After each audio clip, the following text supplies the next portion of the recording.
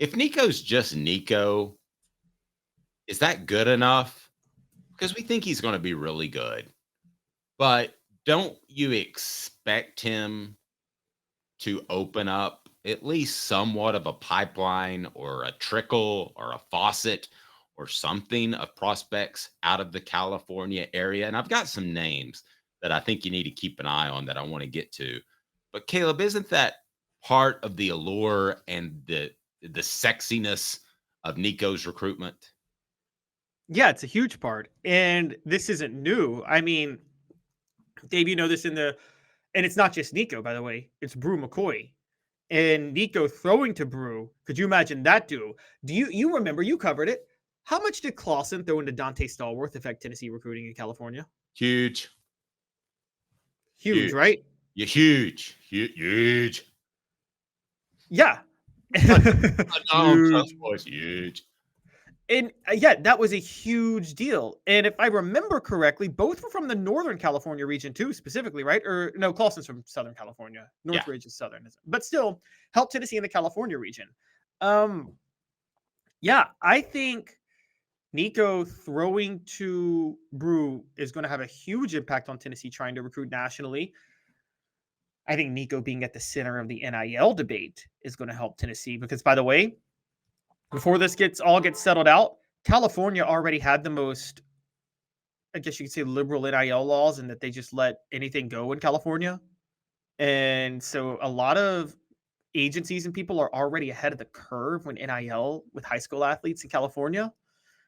And so Tennessee now has a direct connection to that state because of their NIL and because of Nico potentially throwing to Brew and being the most dynamic quarterback wide receiver combo in all of college football this year, which, by the way, could be very possible. Is that crazy for me to suggest that that'll be the most dynamic quarterback wide receiver combo in football this year? Not crazy, no. I mean, odds would be against you, but it's definitely not crazy. Just statistically, the number of players that are out there. The odds are no worse than any other quarterback receiver combo, though, are they? It's a great way to put it. It's a great way to put it. I totally agree. Castles, Tennessee may have gotten him because of the California tie-in. We don't know that Castles wasn't seen because they were recruiting people in the West Coast. So here's some names to keep an eye on out in the West Coast. And one last one before you do that. Omar Norman Lott is also from California on the defensive line, which could help Tennessee too. I thought he was very underrated with his play last year. You know that Omar Norman Lott, that's a good one. And I want to do underrated players at some point, Caleb. And I think that Tennessee has two underrated players at defensive tackle. Omari Thomas, not Hand. Excuse me, I slip up and do that from time to time. But Omari Thomas and Omar Norman Lott are a little bit underrated, in my opinion. You? Totally agree. And they are very, very reliable. And they do, guys, we had no issues with the defensive tackles position last year. None whatsoever. There was a reason for that. And it was those two guys. Okay. Let's take a look at some guys that are out in Cali that Tennessee has already offered. And I think Tennessee has a shot at. I'm not going to write about guys that I think Tennessee has zero shot at, but if you're in the 25, 30, 40% range at this point, then I'm going to include you as a prospect worth noting. Running back Jordan Davison, 5-star running back, not a household name quite yet, but he could be soon. He's at Mater D High School. We all know that that's where Cameron Diaz bought pot from Snoop Dogg. No, that was Polytech. Excuse me. But anyway, Davison has 50 scholarship offers over that. Some call him a 4-star prospect. He's visited Alabama, Auburn, Michigan State, Ohio State, and Oklahoma. That was in June 2022. He's visited Georgia twice in 2022 and Colorado twice last year as well. Of course, he's visited Southern California because it's close, but 5'11", 203-pound tailback, 45th best prospect in the nation, second best running back in the country. I would keep an eye on Jordan Davison. The key is Tennessee has to get him on campus. Cornerback Dijon Lee. Boy, he can spread the mustard. He's from Mission Viejo, California High School. Dijon mustard. There was another way to do this. You could say like he could really spice up the I don't know. You good? Sorry. From Mission Viejo, California high school, 4-star prospect shown strong interest in moving east to the SEC. He has visits scheduled to Alabama and Georgia. Can the Vols get in the mix for them? We'll see. Washington was in the hunt, but I think that was a DeBoer thing. So now he's at Alabama. Maybe that helps Kalen DeBoer get him to Alabama. But I think an awful lot of things are working against any prospect going to Alabama right now. Lee's a 4-star prospect. What's that? I said just a few things. Just a few. Just general mass chaos. Dogs living with cats. It's just terrible. Lee, a 4-star prospect, is rated the 24th best prospect in the nation, the 5th best cornerback in the country. Boy, he would be a good one. That would be huge. And then a wide receiver. So this could be your Dante Stallworth. Now, these are, of course, 2025. Or your Brew McCoy. Wide receiver Phillip Bell.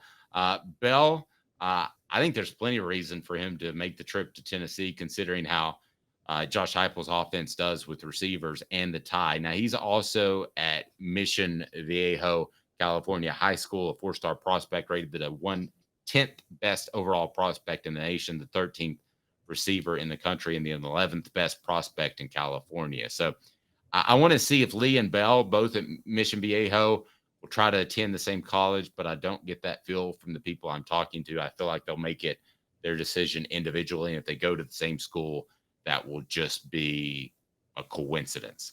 So Kalen says, watch Davis's tape the other day.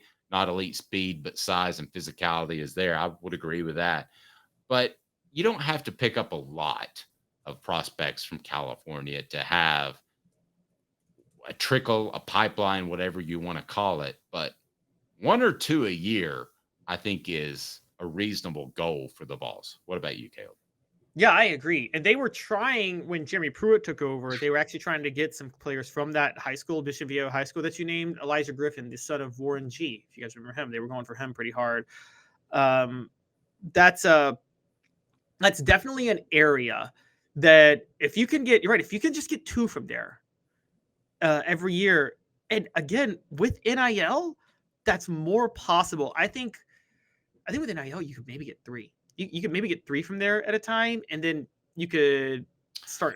Your main goal is to plug from Georgia, but yeah, with NIL, you could very possibly get 3, particularly within the northern. Now, the more talents in the Southern California region, but you've gotten Kevin Simon and Dante Stallworth from Northern California. I hadn't thought about the NIL thing, but you bring up a really good point, because if you can pay for a family of 4 or 5 or 6 to come see all of their brothers' games or their sons' games, that could make a big difference in long distance recruiting. A huge difference. Giant difference. Giant. And also, again, Cal and Stanford are stuck in the dying ACC. That was a desperation move. You could really start to pluck Northern California right now, because the talent from there, they're not going to want to go to Cal or Stanford anymore. They already weren't really wanting to go there, but now they really don't want to go there now that they're in a lesser conference, and every game you're going to have to travel to the East Coast. Could LA become, in some ways, the new Dade County in South Florida, in that Miami does not have a good setup for its players? The stadium isn't even on campus, so people can go into Dade County and pull these players. I think a lot of the LA prospects are not going to want to travel to Rutgers and travel to other Big Ten schools. And they're like, if we're going to make that trip anyway, might as well make it permanently and go to a school I want to. So I think Southern California and UCLA will both lose out on prospects because those schools are in the Big Ten. So why not Tennessee attack them like Tennessee's attacked Dade County in the past with the trio they got that suddenly Demetrius Morley was one, Gerald Williams was another. But the group they got out of there, they have attacked areas before and done really well that became vulnerable. LA's vulnerable right now in pulling prospects away from the Trojans and the Bruins. And by the way, Chip Kelly left UCLA to become an assistant coach, for goodness sake. I mean, they ain't in great shape. No, they're not. So there's the weird part about the Miami one, though, was once they joined the ACC, the travel got easier. Although their closest school is Florida State, and as everybody knows, Florida State's 8-9 hours from Miami, so like they're still going all over now. But at the same time, when they were the Big East, they were actually doing better, and the travel was worse. LA is going through another phase. I don't know what it's weird because this LA was already once rated for talent. That's how Nebraska and Colorado were good in the 80s and 90s, right? Kids wanted to get out of Compton and LA and during the gang violence, and so they went to Nebraska and Colorado. Bill McCartney and Tom Osborne.